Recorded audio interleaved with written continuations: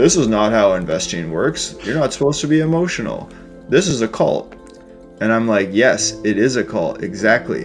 Why would you bet against a cult? We're trying to create an upstart money to compete with the most powerful entities on our planet. It must inspire the people to support this thing, or we don't have a chance.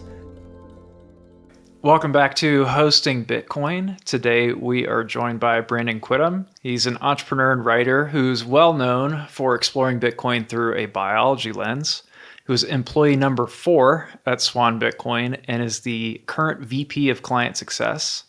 Articles that Brandon has written have been read by more than 2 million people across the world. And for me personally, his thinking several years ago was really influential in how I thought about mining and Bitcoin as it relates to living systems and other types of networks. So thanks for coming on, Brandon. Excited to have you. Thanks for having me, Bo. Looking forward to it.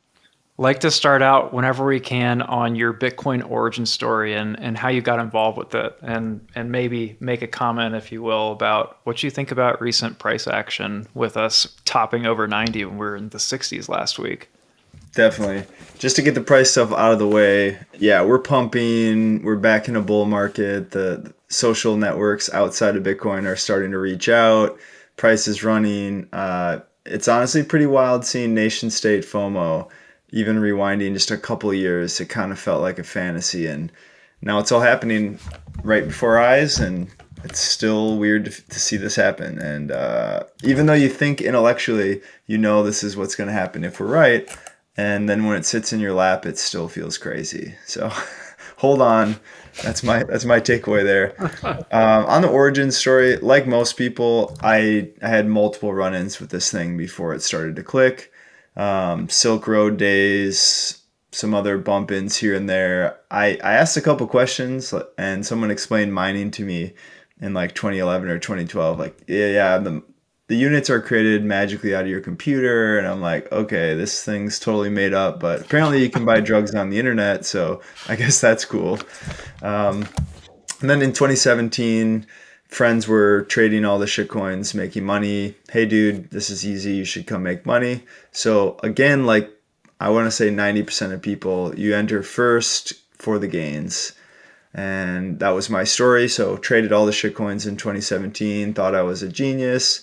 Lost most of all that very quickly in 2018 and learned that I was in fact not a genius. And I would say between like January 2018 through maybe May 2018, I was going crazy mode trying to teach myself what's going on here. I felt there was something more than just the trading side. I like the decentralize all the things, kind of the political bent to it. I taught myself economics from the ground up, read like 5 books a week for 5 months kind of thing, just like a psychopath. And out of that period, I learned that Bitcoin actually was the thing, and that, quote, blockchain or crypto or whatever we want to call that other group of stuff really isn't exciting. It's just a whole nother thing that I personally don't care about. And so from that point forward, I was just focused on Bitcoin, realized I needed to change careers and work in this thing. I tend to be very obsessive with my interests, no surprise, like most Bitcoiners. And I did all kinds of nonsense jobs for multiple years. At the time, I was living in Chiang Mai, doing the digital nomad thing, traveling around with my girlfriend at the time, now wife. We were building online businesses, and money was coming out of the computer, and we thought we were going to travel forever. Found Bitcoin, got kind of jaded of the nomad scene, went back home, got married, had kids, and essentially, career changed into the Bitcoin space. I started writing, I started consulting, I built products, I built websites, all kinds of stuff. And then I met Corey Clipston, the CEO of Swan, at the Bitcoin conference in San Francisco in 2019. So the same organizers who did Miami, Nashville, and now Vegas. And at that conference, Corey and I had a good chat. It led to maybe 6 months later me joining the company as employee 4. And I've been there for coming up on 5 years, which is totally nuts. And watched the company grow leaps and bounds, and had a lot of personal development there, and oversee the client-facing teams now. Very proud of what we built there. And yeah, that's my Bitcoin story more or less. And I would say, yeah, we were talking prior to kicking it off that while you're in this Bitcoin thing, there's so many topics to explore. And for me personally, mining was the last thing I was interested in. Hmm. And I don't know if it's because it's intimidating or it doesn't sound that cool or what, but mining is actually amazing and it forces you to re-understand how energy grids work, energy markets work. There's a lot of really interesting stuff. It's very relevant geopolitically. It's also, I would say, increasingly relevant now as opposed to, let's say, 10 years ago, because we're starting to see I would call them neo-Malthusians, but some sort of a degrowth movement where people are trying to reduce the amount of energy we consume.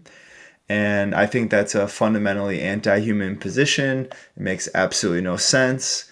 You can look at catastrophes like Germany, who start winding down their nuclear, turning off other thermal generation processes, and then they end up burning more coal than they did 3 years ago.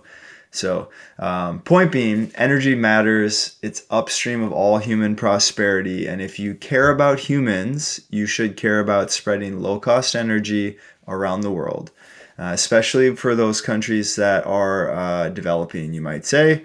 They need the energy more than we do here in the US. We have low cost power and we have power to power our cities and our hospitals and do all the things that we need to live a comfortable life. That's not the case in most places around the world. And so it should be our strict mission to spread electricity and other forms of power around the world to make the world a more prosperous place. Oh my God, Brandon. I feel like I've been waiting for this conversation for my entire life up to this point.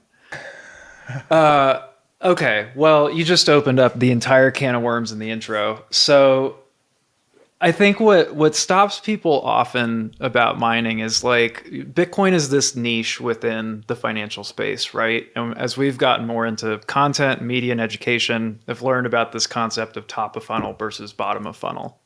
And Bitcoin is very middle to bottom of funnel financial topic for most people outside of bull markets, where it's not regularly talked about, it's not widely understood.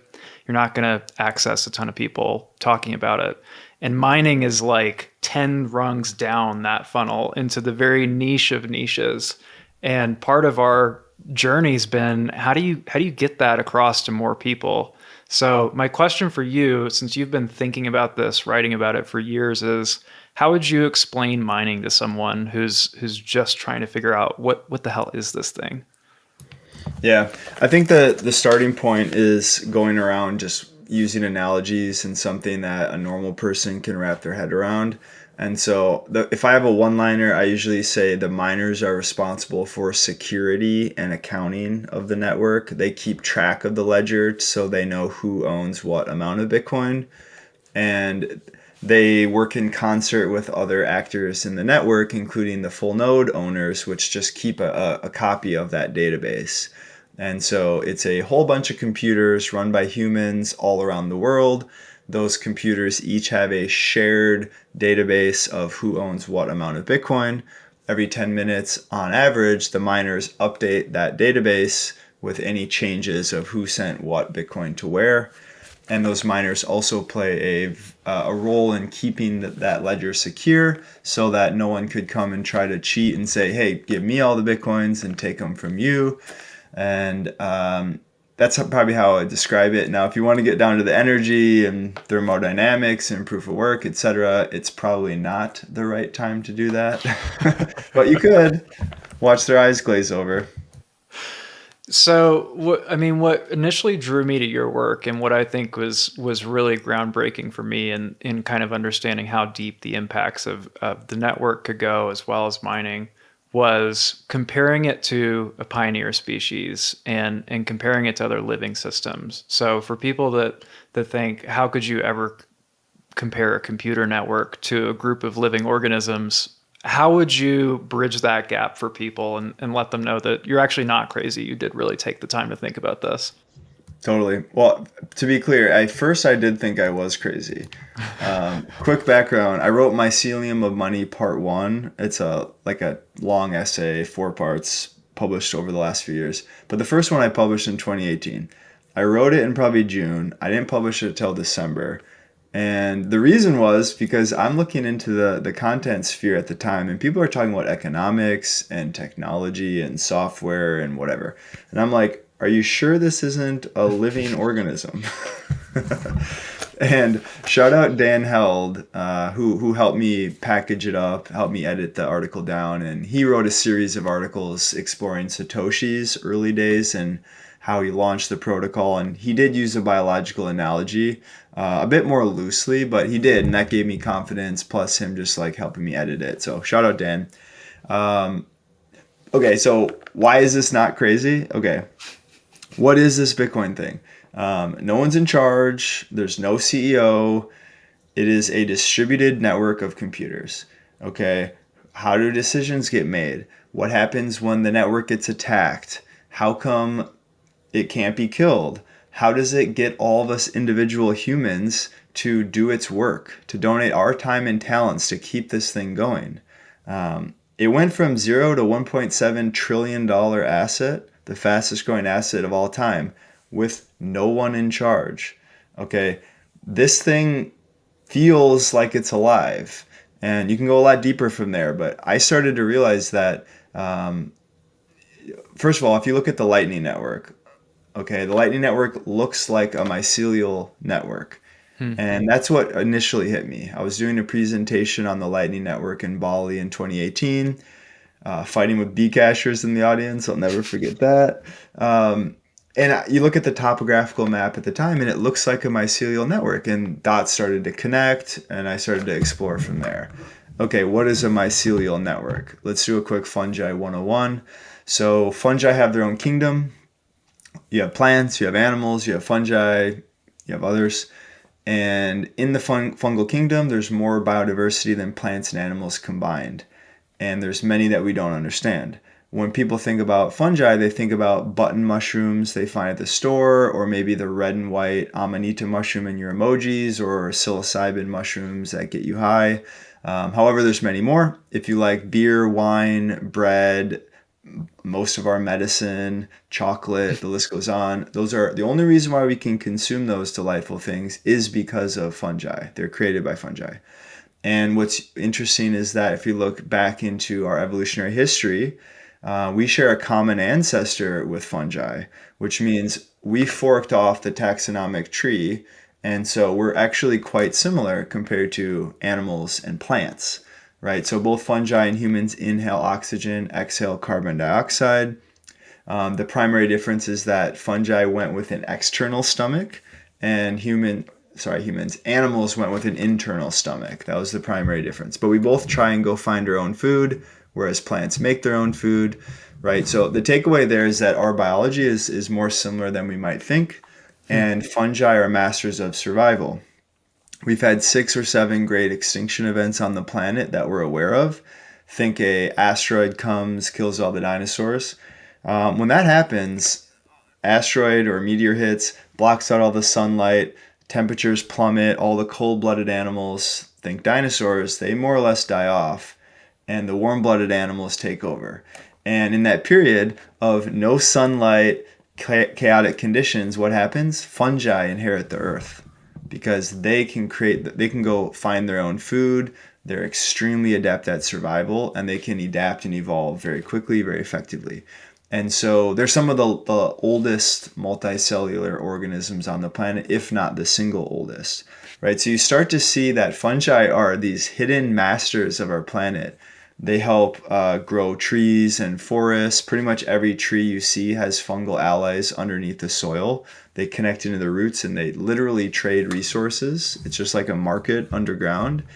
And anyways, they are the masters of survival, okay? And let's say a fungal network underground, which is primarily its mycelium form. Okay, what's that? You walk into a forest, you'll see a mushroom on the ground. That is the fruiting body of the organism. Just like how an apple tree makes an apple, the mushroom is the apple. Okay, that's the sexual reproductive organ. Underground, you'll see a mycelial network. It's a very, very small, one cell wall thick underground. You can think of it like a root system. Okay, this underground root system sends information bidirectionally. It ships resources. It's like a bunch of little tubes with pumps and levers. It's like a whole city underground. And what the mycelium does is it uses chemistry to consume its environment. It burrows that little tube into its food and starts breaking it down with chemistry, liberating the molecules it wants, consumes them, and then sells the rest, primarily minerals, to the trees. The trees produce food via photosynthesis, and they sell fats and sugars down to the mushroom to eat. And so that whole complex web's happening. Now, in that underground microbiology situation, let's say it gets attacked by a predator. Maybe it's another fungus, maybe it's a bacteria. What happens? That mycelial network sends information throughout the network. That information finds itself with the little mushroom scientists. Those mushroom scientists create a new custom enzyme. Again, they're masters of chemistry. A new custom enzyme. They ship it over to that edge of the network where it's being attacked, and all of a sudden it deals with the predator. Now that mycelial network has a new chemical compound to add to its library, and in the future it will use that chemistry to defend itself if and when needed. So again, it's learning and adapting from its environment. Now let's look at Bitcoin. Okay, there's a software bug in the network. Information travels throughout the human sphere of Bitcoin, finds its way to the developers or mushroom scientists. Those developers create a new custom enzyme software patch, ship the software code, everyone updates their nodes, and now all of a sudden the Bitcoin network learned from an attack. It became stronger over time, right? So you start to see how these networks have a similar archetype. They learn, they're entirely decentralized, right? You cut mycelium in half, you just have two networks. There's no central processing unit, there's no brain, just like Bitcoin. And when I started to put this together and I realized that Bitcoin actually mimics this mycelial network archetype, which is one of the most adaptive, if not the single most adaptive strategy for life on the planet, I started to think, wow, okay, this Bitcoin thing is going to be really hard to stop.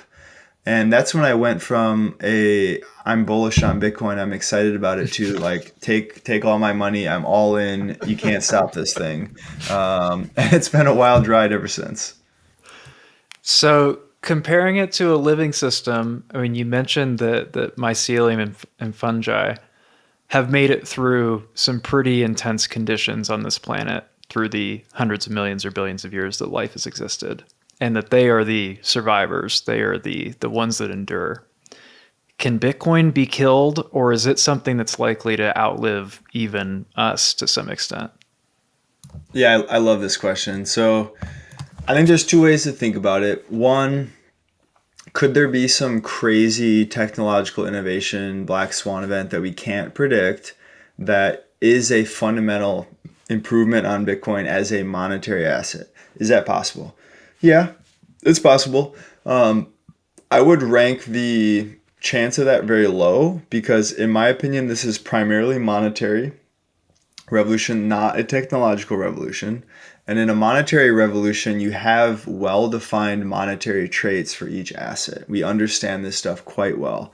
And it's a combination of things like durability, portability, et cetera, et cetera, et cetera. And then thinking about human psychology and saying, okay, in an uncertain world, what type of monetary instrument do humans gravitate towards? Okay, Bitcoin through Satoshi's architecture more or less perfected what is a monetary asset that humans want. So I don't foresee, you couldn't like say, instead of 21 million, there's this amount of units or a different supply schedule or whatever. None of that stuff would outcompete Bitcoin. So then the next question is there a technological change that could maybe make Bitcoin just way better? That's definitely possible.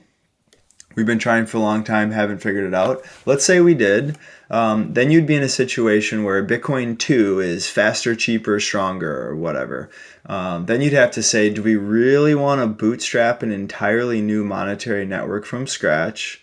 We all know network effects are tough. Like, shout out to all the whining, crying lefties on Twitter who are publicly announcing that they're leaving the largest network in the world to go fart in the wind on Blue Sky. That's not going to work. The exact same thing is true. Sorry for the politics.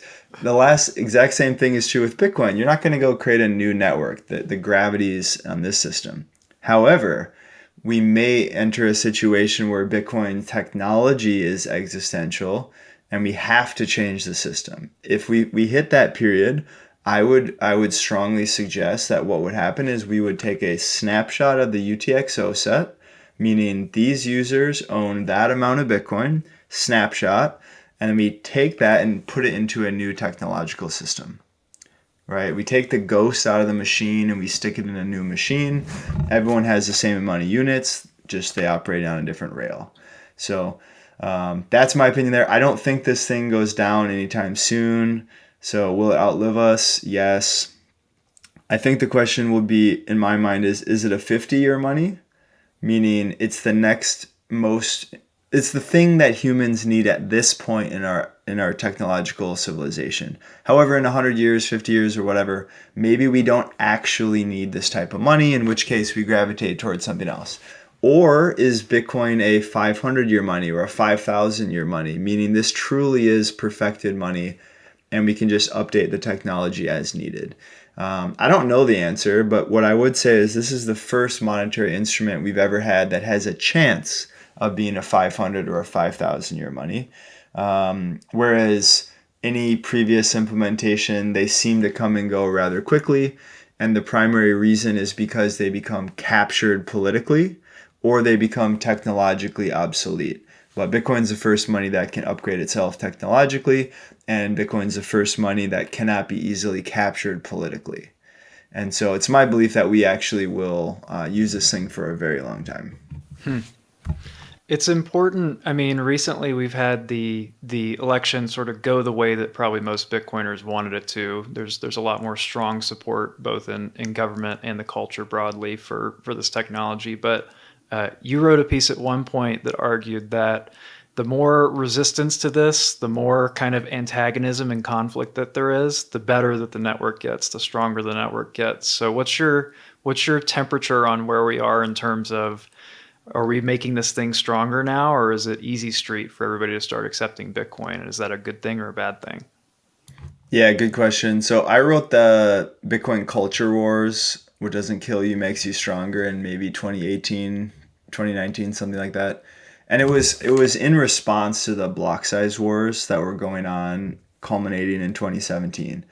And simultaneously, I just saw the information landscape being so combative. And I was both trying to understand, why are people so hostile? Why are Bitcoiners so crazy on the internet? And is this good? Is it bad? And how do I make sense of the block size war? And my conclusion was that because there's no central party in charge, it is the will of the people who own this thing. It's their will that gets enacted.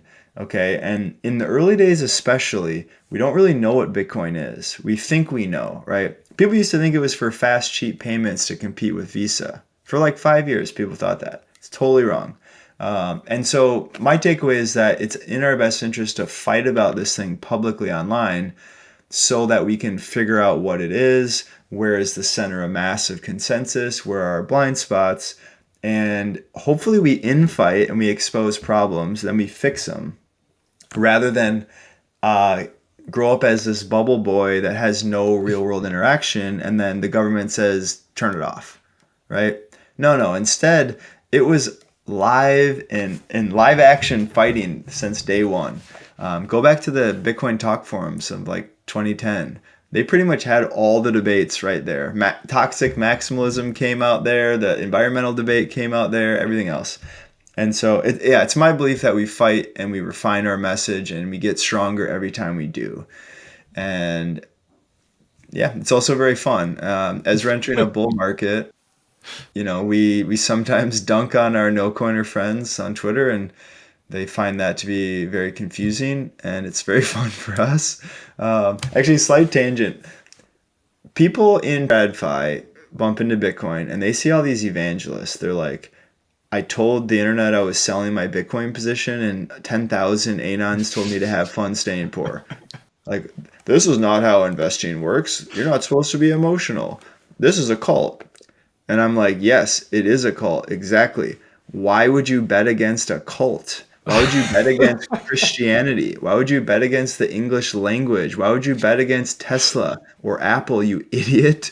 Um, like we're trying to create an upstart money to compete with the most powerful entities on our planet with no bullets, no CEO, no marketing team.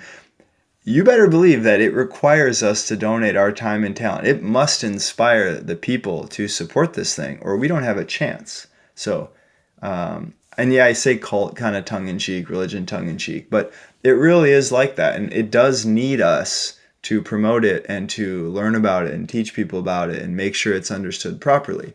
And so, yeah, just pour one out for your TradFi no coiners. What do you think? What do you think that the role of things like mining is at this point? Because it used to be something that you could essentially just run on your laptop passively. Now it's this huge energy intensive, infrastructure intensive business. I know that you were an early fan of the 4 Hour Work Week, which was a very influential book for me as well. And that's all about setting up systems that make you money and don't take as much time from you, which is part of why I got into mining. But I'm curious what you see the role of mining as for people who are looking at this space, either for investment or to make it part of their active business. I think mining is many different things. I think there's a lot of different cohorts that have almost nothing alike, honestly. Like you can look at the pubco miners in the US who are industrial scale.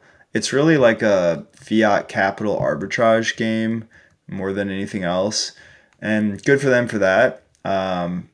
Some are successful. It's a very hard business in general. But then you have like the chicken shack miners all over the world who figured out that you have a pig farm and pig shit is a good type of fuel, and they like rebuild some old car engine, consume the methane coming out of their pig shit, and they mine Bitcoin with it. And then you have people who are in Africa, let's say gridless for an example, Hmm. who are trying to solve the last mile problem of electrification in Africa. Meaning in rural Africa, it's too expensive to run transmission lines to bring electricity to the people, in which case they will never have electricity unless some NGO steps in and helps out, which pretty much never happens. So instead, Bitcoin miners show up and they create these microgrids out of, let's say, remote hydro or remote solar or remote geothermal, whatever it is. And they create a tiny little mining operation in the middle of nowhere. What does that do? Okay, the miners are buyers of that energy 24/7. So you essentially have your anchor tenant to subsidize the capital investment of creating the mining operation, which means that you can de-risk that energy investment and then you sell all energy to the local environment, the local village or whatever's nearby. And whatever the local village doesn't consume, you just mine Bitcoin with it. And it's a perfect little load balancer for those folks. And then, your daughter in said village can learn English. She can read and go to school and have a potential future that looks very different than her parents. Obviously, there's an infinite number of humanitarian wins if you have electricity in your village versus not.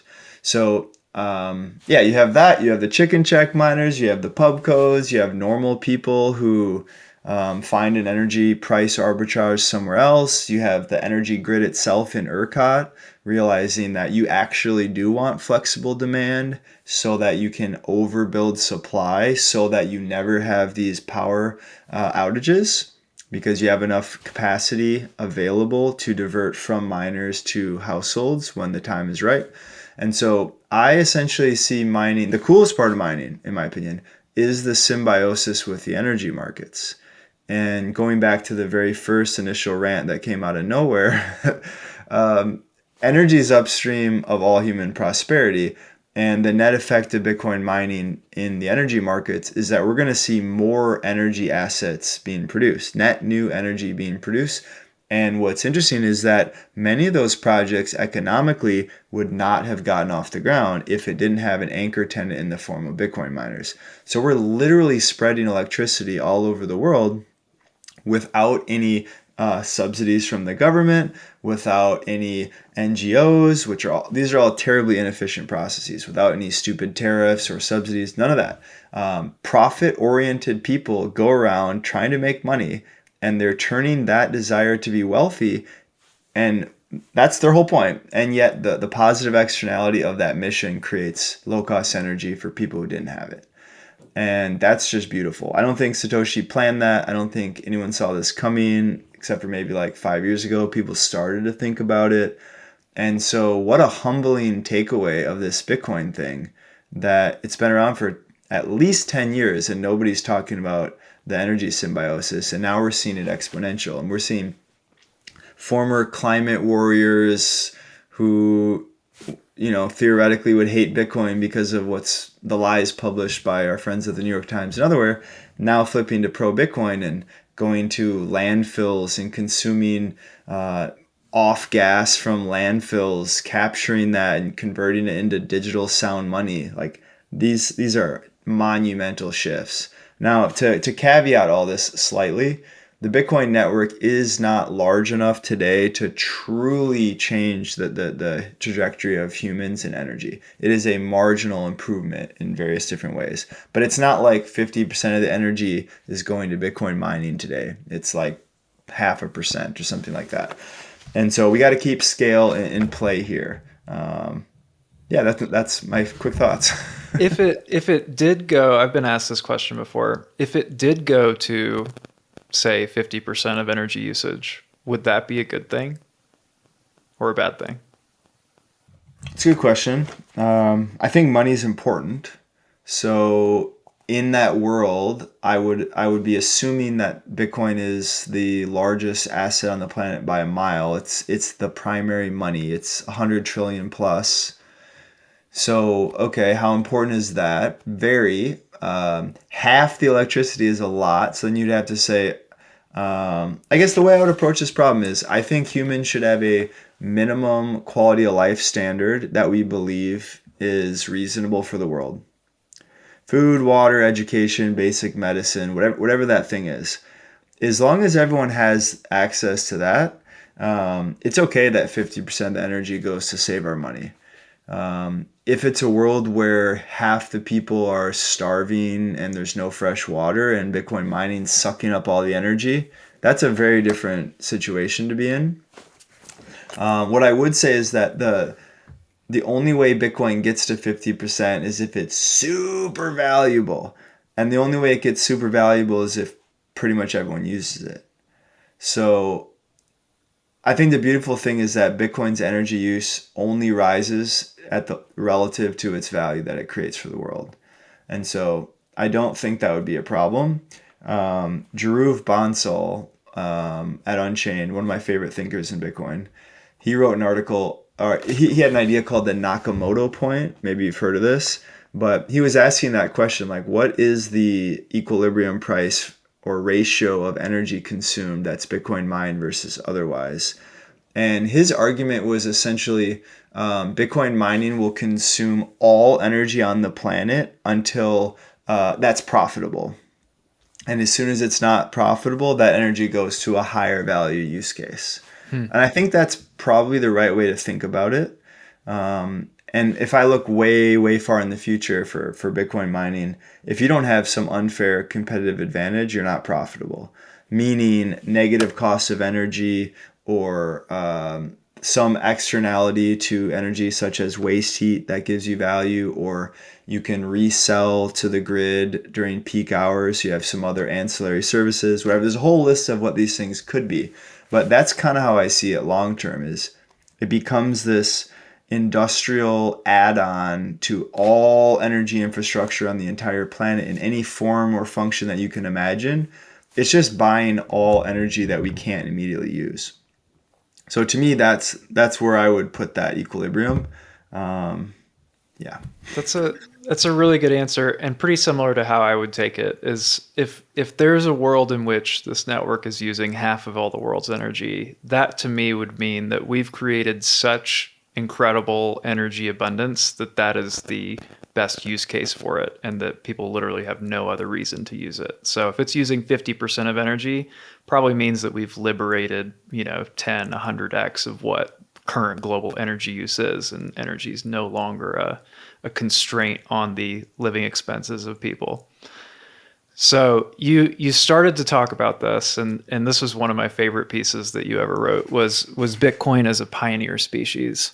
And I'd love to tie back, because you already mentioned kind of what Gridless is doing in Africa and the way that they can actually make an environment actually prosperous in a place where previously there were resources that were just untapped and they were kind of locked up. What's a pioneer species in biological terms, and what does that mean for Bitcoin and mining?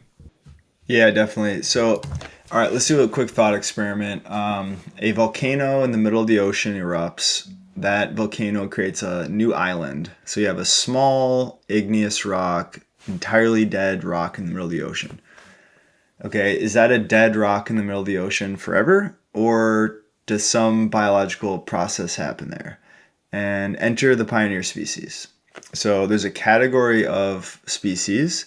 It could be a type of seed that blows in the wind. It could be a type of grass that drifts in the ocean. It could be many different types. This organism's role in ecology is to colonize barren landscapes and start the process of converting that barren rock into a rich ecosystem. So in this island example, let's say a fungi and a algae pair up. So they form a symbiosis, one plant, one fungus. The plant has just like little tiny green specks in the water. And those little green specks are solar panels. They're capturing the sun's energy for food. Meanwhile, the fungus is using those little tentacle roots to burrow into the rock by digesting that rock through chemistry and liberating the minerals out, the carbon, phosphorus, nitrogen, whatever. So those two partners work together to start consuming the rock while turning the sun's energy into food. Over time, that turns that rock into topsoil. When there's a little more soil or even just a tiny crack, a seed from another plant could come and it would start to continue this process. And over time, it makes the conditions for life better and better and better. It cascades into an ecosystem. Okay, that's the pioneer species role. And as soon as that island or little rock becomes a mature ecosystem, it actually crowds out that pioneer species who first kickstarted the process. So now they no longer compete here. Hopefully they reproduce, land somewhere else, and do it all over again. Okay, so barren rock into a thriving ecosystem. The exact same thing happens with Bitcoin miners. Yes, I did sort of tease this too much already, but let's try and do it quick. Let's say you have a river in the mountains in the middle of nowhere. Okay, that is energy that's untapped, and maybe people live nearby and maybe they want some energy. So you go and you put a shipping container there, you create a little tiny dam, you create some electricity, and now you have power there, and you have Bitcoin miners as the consumer buying all the power. Again, de-risking the energy investment. Now you have energy. Okay, if you have energy, what are you going to do with it? Well, maybe you build stuff. Maybe you build a manufacturing plant nearby. Maybe you have an aluminum smelting plant, whatever. If you have industrial work, you probably need people to do the work. So then you have people nearby. So maybe you build some temporary housing. Humans are there. Well, if humans are there, then you need food and restaurants and whatever else you need for civilization. And you start to see this cascading effect that came from a remote energy asset, which is upstream of all prosperity. That energy asset now starts creating civilization around it, just like that pioneer species came and started to colonize that island. And over time, now you have a flourishing ecosystem near this energy asset. Maybe it's a village, maybe it's a giant city. It can scale up or down as you wish. However, the Bitcoin miners, they need low-cost power to be profitable. And humans in your hospital, your aluminum smelting plant, or power in your house, we pay way more energy as a retail consumer than a miner could ever afford to pay. So those miners have to leave and go colonize a new energy asset and bootstrap a new little bit of human civilization, just like the pioneer species. And luckily, those miners are entirely portable. You can just take the computers, put them in a truck, drive somewhere else, plug them in, do it all over again. And so Yeah, spreading human civilization one step at a time. Meanwhile, it's profit motivated, entirely decentralized, and all it takes is a little human creativity and desire to better yourself, and you're off to the races. So I know you've tried your share of quote passive income businesses, and in your adventures in mining, do you feel like mining is a passive income business? And I've got my own answer for hosted mining, but there's all, like you said, there's all kinds of ways that you can get into this, from the chicken shack to the industrial farm. How do you think of mining as a passive income business? Honestly, I never thought about it like that. I don't think of it as passive income at all, to be honest. In my opinion, passive income is a dirty word used to like trick people who want something for nothing. Um, I don't know what it is about our psychology, but we all want something for nothing. Hmm. And so And we want it to be easy. yeah, we all want that. And so if you tell people that they're desperately wanting it, they're gonna suspend their critical mind and just say yes. Flash forward or flashback to 2013, I was planning my exodus from Oracle software sales, starting, okay, what online businesses am I gonna build? And yeah, all I wanted was passive income. Oh, this is great. And then you realize that there's absolutely no such thing as passive income. And if you get, quote, passive income, it's because you spent 5 years building a proper business. And then you just got yourself out of the business and you pay other people to do the jobs. So I think it's totally a myth. I feel the exact same way about mining. One simple example is you have to keep your machines running, you have to recycle your capital and buy new machines over time. The market changes. Um, I definitely don't see it as passive income, and I don't think people should try to find passive income either. I think we should just throw that out and say, how about what's good ROI of my time? That's the way you should think about income. Are you getting paid to to create a widget? Are you getting paid for your hours, or are you getting paid for your judgment, your decision making? Where do you have leverage? Find that and use that leverage to make your money. Maybe the leverage is capital. You're making your money work. Maybe the leverage is human capital. You're paying people to do the work. Maybe your leverage is media or code or some infinite scale thing that we can use with the internet. Whatever it is, find that. Don't chase made up passive income. All the So a entrepreneurs better way talk. to frame mining would be a an actively managed business that someone else manages for you in the ideal case. I think that's right. For most people, definitely don't do it yourself. Or if you do, take it as a lesson and try to make it a cheap lesson. Buy an S9 and screw around with it. Great. But it's a hard business. It's a reality. Go in with Gandalf by your side. Don't expect to get easy wins without learning a lesson either expensively or with somebody else teaching you alongside as you risk small amounts of capital and then grow as you get confident. Bingo. Along those lines, how do you think about personal development as it relates to this space? Because I've personally had my own kind of shift in values. I know a lot of people in the space have quote gotten harder. They've gotten used to proof of work and doing a little bit more with themselves than maybe before they were exposed to this. But how do you see that evolution personally? Yeah, I think this is a really, really important question. And I think, again, going back to our Trad 5 brethren who call it a cult, they would hear this and think it's totally insane. But the reality is, people interacting with Bitcoin appear to change their lives. I'm for sure an example of that. All my friends in Bitcoin report similar things. So, at face value, at first glance, it sounds crazy. You should not believe it. You should be skeptical. But then you start looking at the anecdotal evidence at scale and you start to realize that something's here. Okay, if something's here, what is it? It appears that money is very deep in our stack, our civilizational stack. It appears that money drives us in subtle ways that we don't think about day to day. And then, if that's true, you would start to compare the difference between, let's say, fiat money and Bitcoin. Okay, they're very different monies. One money loses value on average every year. One money gains value every year. One money is run by daddy government. If you screw up, they'll fix it for you. If you send your money to the wrong place, they'll just reverse the transaction. The other money, Bitcoin, if you screw up, your money's gone. If you trust someone else with your Bitcoin, they might steal it from you and you have no recourse. All right, so we're starting to see this difference. Let's take inflationary versus deflationary. If your money loses value every year, you're subtly incentivized to spend it now versus tomorrow because tomorrow the value's less. And if you do that, that's a small incentive times 8 billion.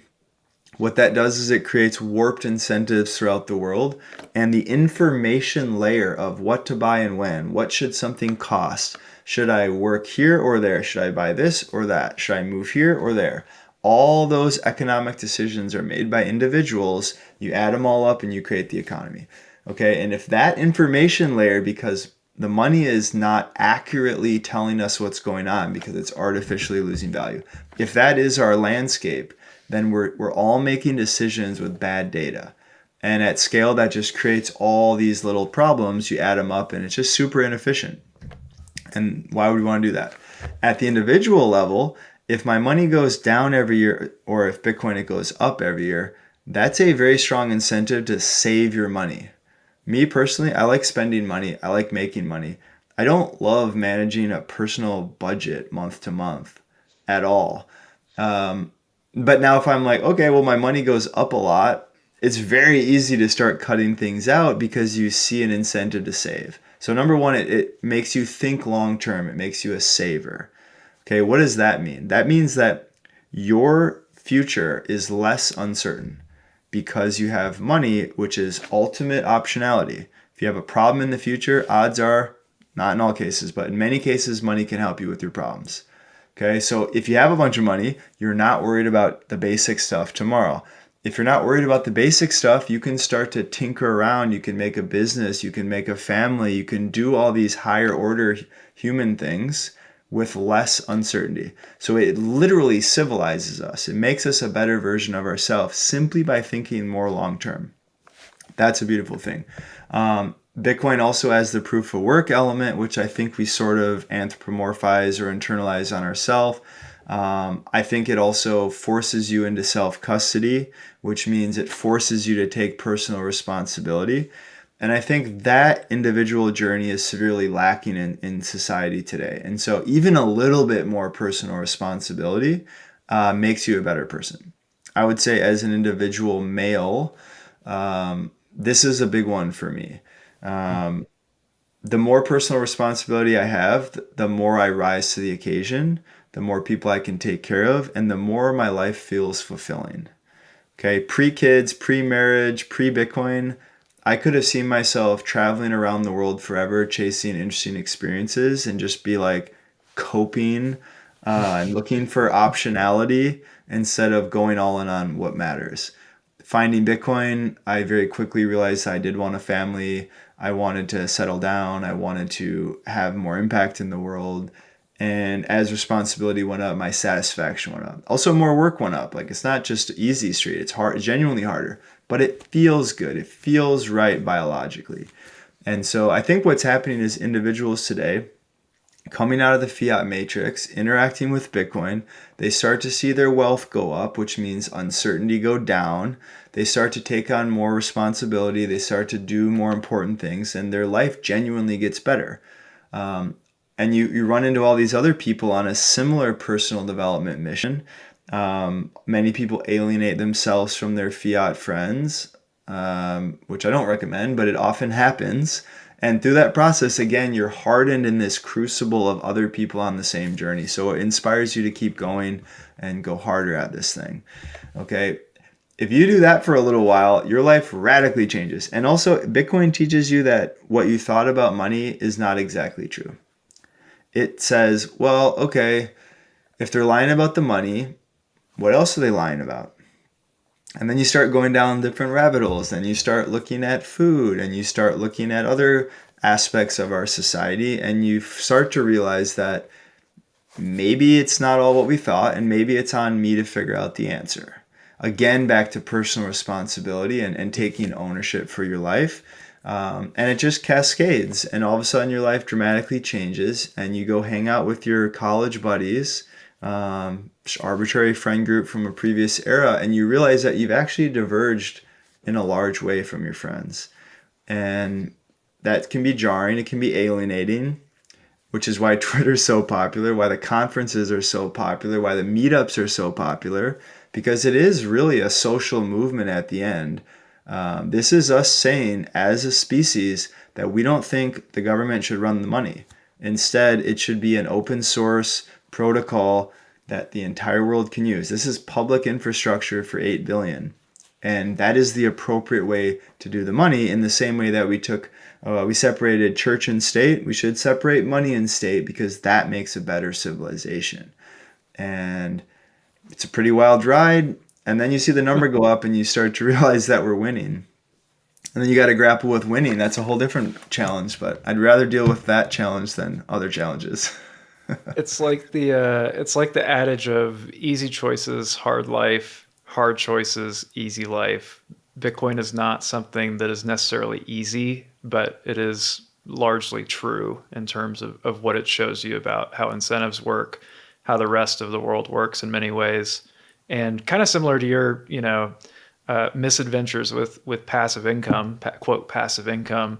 I came from the real estate world where I was looking for, passive cash flow as much as I could get, and turn that around all the way into Bitcoin and Bitcoin mining, which for anybody in real estate was like, dude, what the hell are you doing? That is so crazy. Like, that's more competitive than anything that you could possibly imagine. You had tenants, you had rent, but went from a very unsatisfying, not very fulfilling career to working on something that, if anybody's been listening for the last hour, they realize is a very deep rabbit hole and a very satisfying rabbit hole to dive down, and comes with all of these externalities that it's hard to even put into words how something like this impacts you.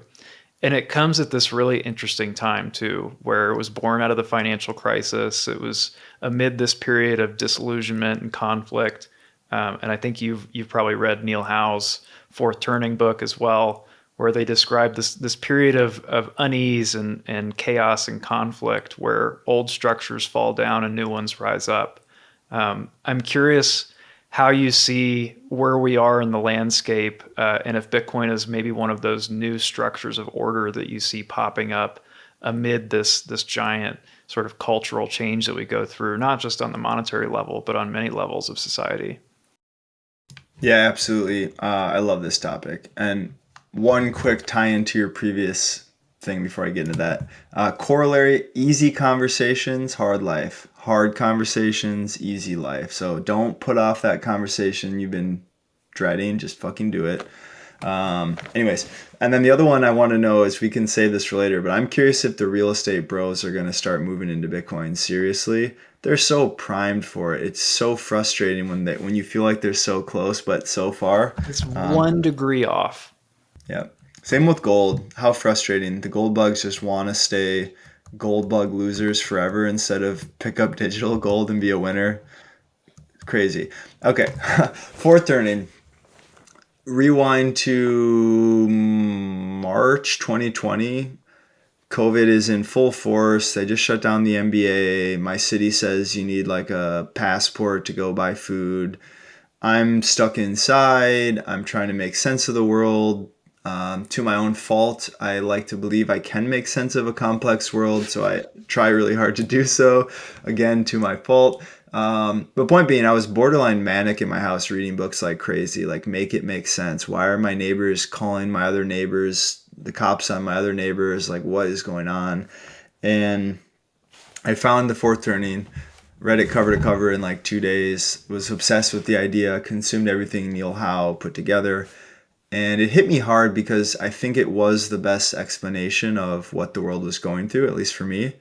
And so I wrote a very long essay on the topic called Bitcoin and the Rhythms of History, exploring this thesis with current times through obviously a Bitcoin lens, because all Bitcoiners just jam whatever thing they're interested in through Bitcoin's lens. I'm no different there. And yeah, I have a lot of thoughts on this topic. So if we zoom out really quick, The Fourth Turning is a book written in the 90s by Neil Howe and Bill Strauss. These are historians and demographers. They wrote a few books prior. Neil is still alive today. He wrote a follow-up that just came out last year on The Fourth Turning. And the thesis essentially identifies generational cohorts, and there's 4 different generational archetypes that repeat in a pattern. So archetype 1, 2, 3, 4, 1, 2, 3, 4. Every 80 to 90 years, those generational cohorts start over and the cycle begins again. The end of the cycle is a very large exterior world social change. All the institutions are destroyed and rebuilt. Halfway through the cycle is an interior revolution. This is sex, drugs, and rock and roll, religious movements, civil rights era. It's essentially looking around in the world and realizing that culture is not keeping pace with what we need. So the young people essentially overturn all the cultural norms and make it weird or different. And we're right now in the last third of a current fourth turning cycle. And you might be wondering, why is the world going crazy? Why are we so political? Why is everything us versus them? What's up with cancel culture? Why is the world so hard to make sense of? Why can't I trust our institutions? Those questions are all what happens every single fourth turning. So the previous fourth turning was 1929 to 1945. So you have the Great Depression, stock market collapse. The 30s were just a mess. FDR takes power, radically changes the world.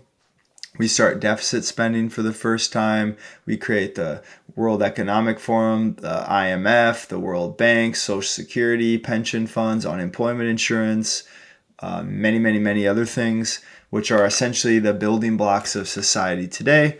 And then we have the World War II. Obviously, World War II ends, and we have this post-war era. That's the transition to the first turning from the fourth. We're all sick of fighting, and the dust is settled. We just want to get back to our life. This is a boring, sterile time. White picket fences, Leave It to Beaver, Woody Guthrie, etc.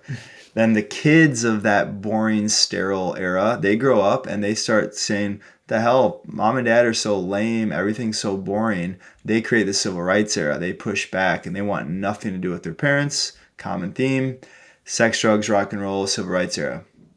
The children of that generation, who are entirely underparented because mom and dad are taking LSD in the forest and becoming yuppies, and they don't want anything to do with civilization. These are the boomers, by the way. Love them. Then they create the Gen X generation. Gen X grows up underparented. Think like Terminator, think latchkey kids. These are, Elon Musk is a good example. These are very independent, grew up on their own. They're like cooking their own dinner at 5 years old. They have their own key. They know how to like steal cars, right? Very independent generation. And then the millennial, then we look around and we go, damn, the kids are awful. We need to clean this up. And then in the 80s and 90s, you have a resurgence of parents taking it very seriously. And then all of a sudden we overparent the millennials. The millennials grow up in this time when we're baby on board, 8th place ribbons, you're all special. That's the generation I grew up in. And if we zoom out to society really quick, that third turning, right after the interior revolution, civil rights era, the third turning is a period defined by deregulation. And the world is essentially going pretty well economically. And so we start tearing down all these safeguards that we don't really understand why they're there. That deregulation fuels growth even more, but it starts to hollow out civilization.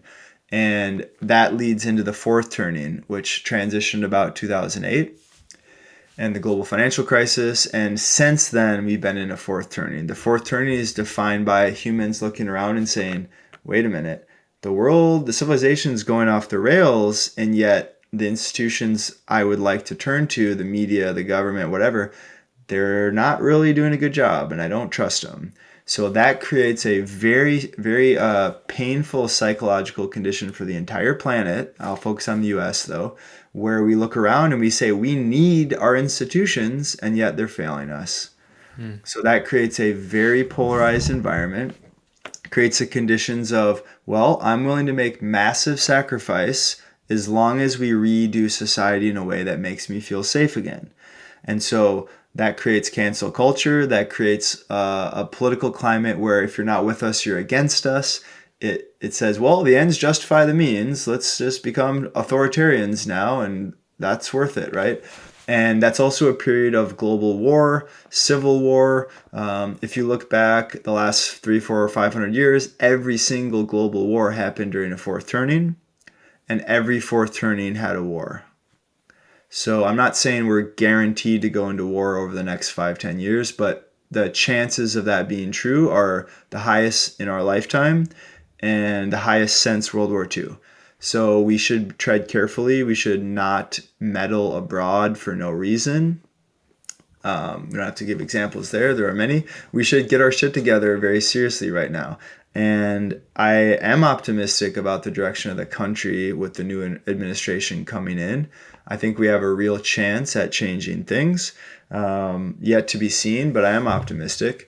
And yeah, that's the fourth turning in a nutshell. I would say we need to find a climax and we need to find a resolution before 2030, 2035 maybe. And I don't know what that looks like, but I would say Bitcoin does play a role. Long-winded answer for is Bitcoin an institution in the new world? I think the answer to that's yes. So to get out of the fourth turning, we need order, and order comes primarily from institutions. So what we do need is new institutions.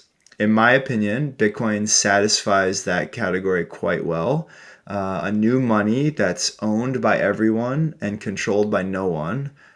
There is no political bent to Bitcoin. Historically, the right had liked it more, and the left said, well, we don't like the right, so we don't like Bitcoin.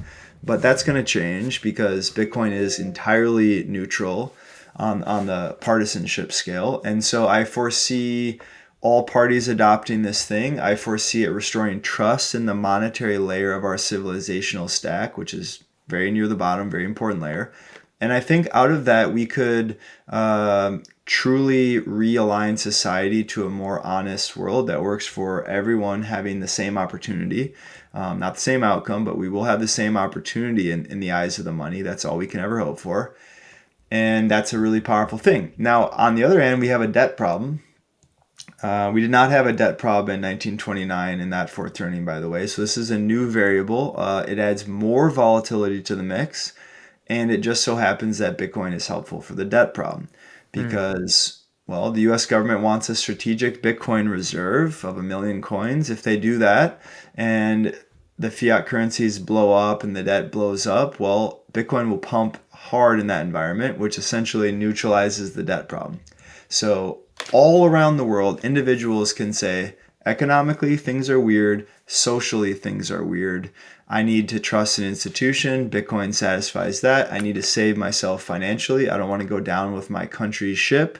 So I'm going to save in Bitcoin individually, which reduces uncertainty of the future, especially in a time where debt's too high and we're going to have to make radical changes.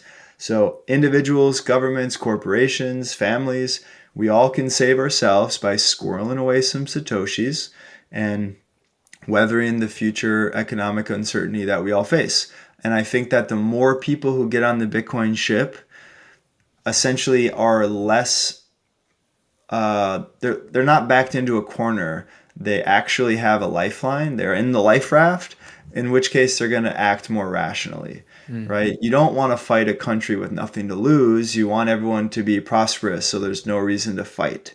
And so in my opinion, Bitcoin sort of serves as a pressure release valve for the risk in the fourth turning climate. And if it happens fast, like Bitcoin goes to $1 million by next year, that would be scarier than if it goes slow. We want people to gradually transition to the new system. People are really bad at technology and change. And so the slower it goes, the less volatility in society.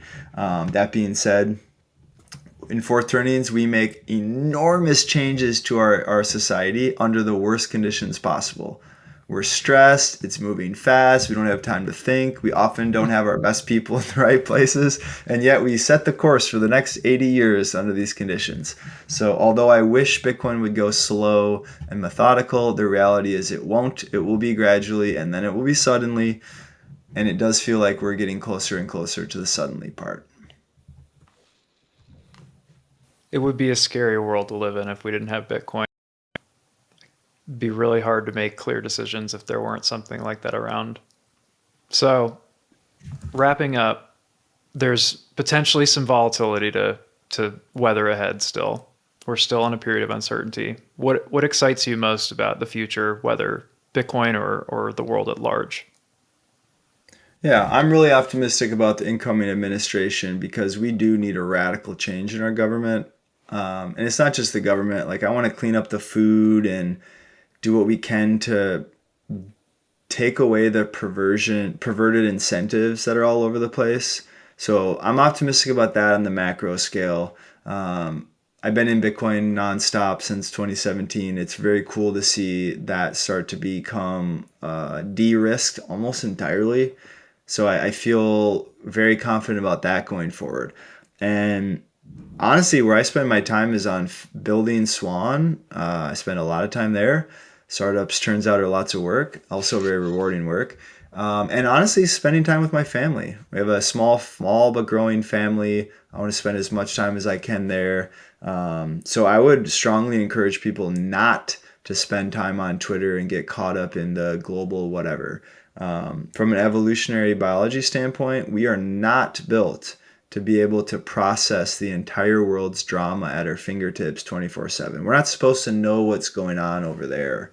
Okay, so try to live in accordance with your biology as much as possible. I don't mean go live in the woods. I mean understand your biology so that so you don't get pwned in a digital age. Meaning go get sunshine, go lift weights, eat real food, preferably lots of meat. Um, Love your friends and family, have strong community, get good sleep, like literally just the fundamentals, and stack some sats and work on your local community. That's what makes humans happy and fulfilled. And don't get caught up in the nonsense. I'm also telling myself this message, by the way, because I get caught up in it quite easily. But that's what I would say to you and to me.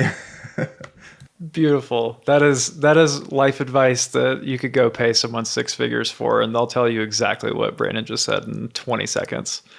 So So I if we should put can't, my Bitcoin address up.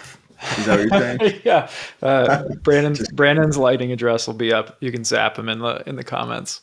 Um, if we can't find you on Twitter because you're taking care of your mental state, where can people follow your work, follow your writing, and keep up with you? definitely. Yeah, Twitter's the hub. I'm on Instagram, but it's mostly like food, foraging, durian, weird stuff unrelated to Bitcoin. All my essays will be at brandonquittem.com. If you want to get started buying Bitcoin, I do recommend Swan. Obviously, I work there, I'm biased, but if you go to swan.com/quittem and you sign up, we'll give you $10 in Bitcoin for free, and there's no fees for your first 10,000 in purchases. So try it out. There's an app. You can go to the website. Zero fees to get started up to 10K, and we'll give you $10 to get started. Yeah, if any of this resonated with you, come say hello. I also host meetups in Minneapolis for the last 5 years. We have an awesome group here. So if you're in the Twin Cities area, DM me. I'll get you in the group. I'm always surprised how many local people don't know about the meetup. So here's the flair for the locals. Yeah, that's about it. I really appreciate it, man. This was a fun chat. Thank you, Brandon. Man, I appreciate you sharing your time with us. I appreciate everything that you're doing for the space. All of your writings, all of the previous appearances that you've shown up on, they've had a serious personal impact on me. And it's hilarious to see how similar your path through this has been to mine. And just love the way that you think about this. And screw all the people that don't get how cool this is and how much it's like an organism and think we're crazy. But really appreciate all the ways that you approach this in a unique way and can't wait to talk to you again. Amen, man. Yeah, I would love to chat again. I can tell there's lots of overlaps here. The ones we discussed and also lots of subtle ones that came out. There's never enough time in just an hour, but it's a good thing that this is a once in a civilization asset that we get to talk about for probably our entire lifetime. There you go. What was that quote? It's we're too late to go explore the seas. We're too early to explore the solar system, but we're just right to take over the money, to meme the money into existence.